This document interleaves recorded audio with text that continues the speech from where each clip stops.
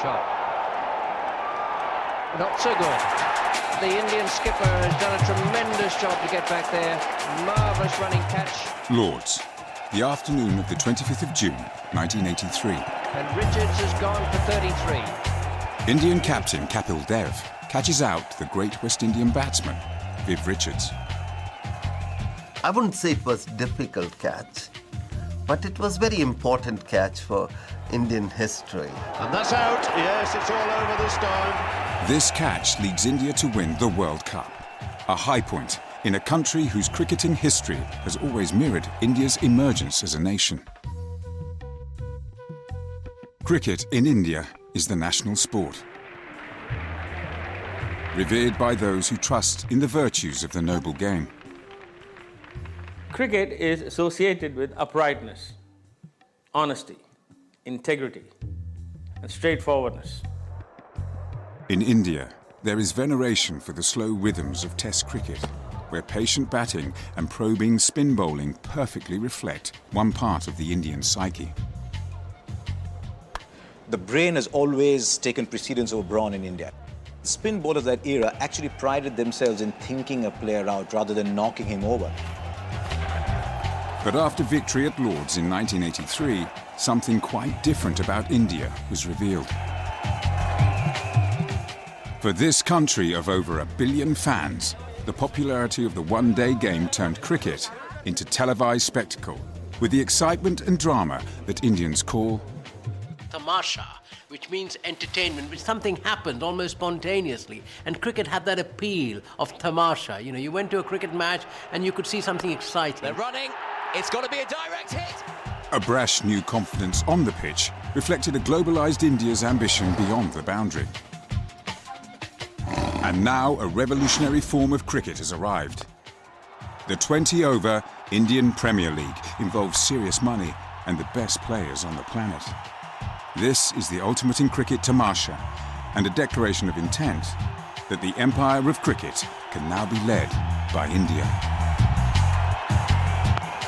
And another one. Well over speed. Second highest total ever by India. Straight down the ground. He's got it through. That's a fantastic century. Rahul Dravid. Any weekend in India, evidence for the Indian love affair with cricket is everywhere.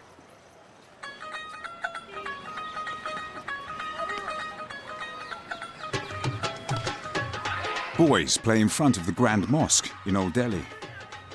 In Mumbai, a group of off-duty waiters compete under the gaze of Indian captain Mahendra Singh Dhoni.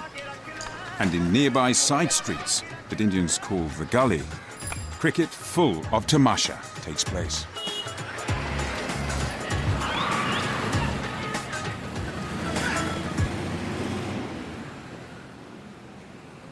Just a few miles away, the game is played in the more formal settings of the Bombay Gymkhana.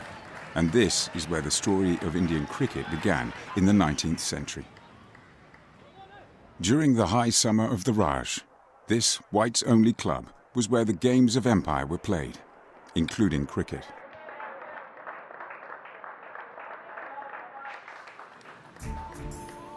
Here, on the same piece of land, the first group of Indians picked up bat and ball in emulation of the British.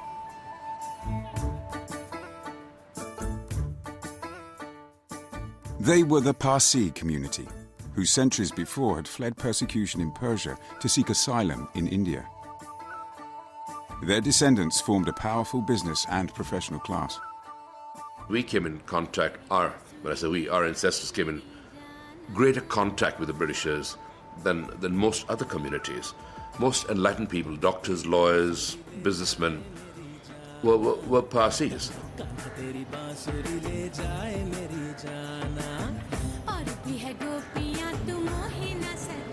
Soon others, Hindus and Muslims not wishing to be left behind, also took up cricket.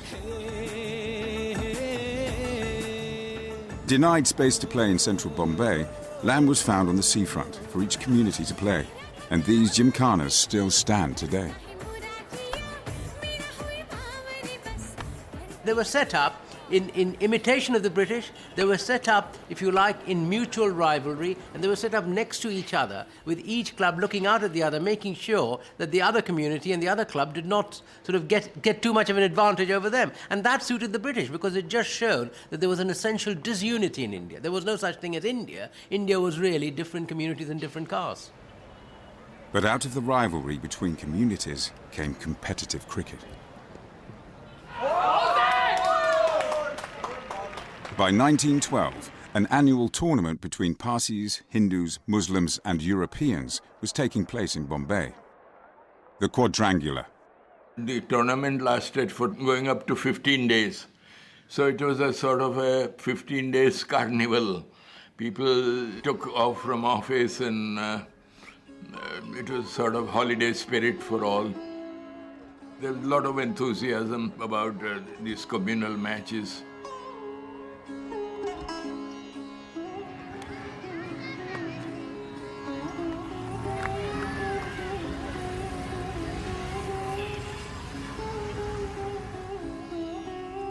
Outside of Bombay, cricket was spread by the patronage of the Hindu and Muslim princes of India. The Maharajas and Nawabs promoted cricket by building grounds and running their own teams. I think a lot of the Rajas and Maharajas took it up to remain close to the British. Some of them actually became better than many British players, of course. And it was the sponsorship of the Rajas and Maharajas pre-independence which kept it going and gave it the importance and the encouragement to keep it not only going but to expand it to a great extent. And once the Maharajas did it, then of course the people also followed it. The first star of Indian cricket was employed by the Maharaja of Holkar. This was Colonel C.K. Naidu. Naidu made his reputation in 1926, playing for the Hindus against the MCC at the Bombay Gymkhana. He scored 153 in under 2 hours, hitting 11 sixes. C.K. Naidu, he was a great hitter. Now you all of you have the great height. From here, he cleared the stadium. The C.K. stepped out and just did that easy, and ball sailed over this. And on the deck beyond it, there is a tennis court there, landed on the tennis court.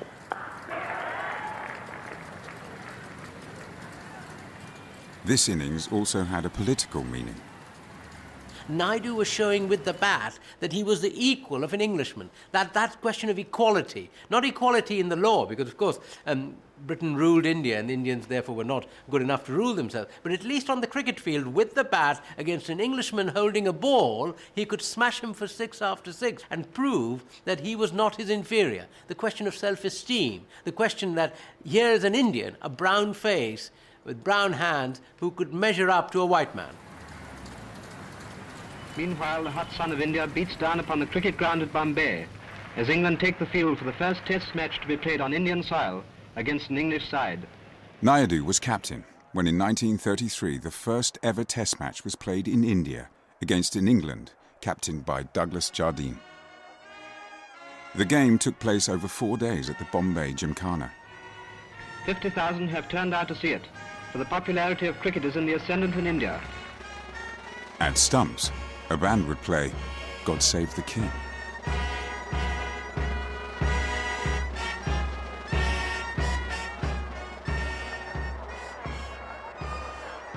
Though India lost by 9 wickets, one young cricket fan in the ground was thrilled by a knock of 118 runs by Indian batsman Lala Amarnath. I have very vivid memories of the match, but Amarnath really stands out. He scored a brilliant 118. That he became the first Indian to score 100 in Test cricket.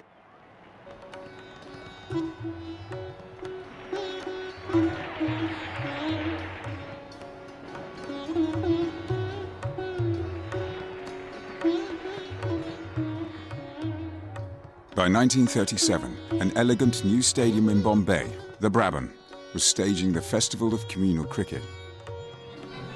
The Hindus came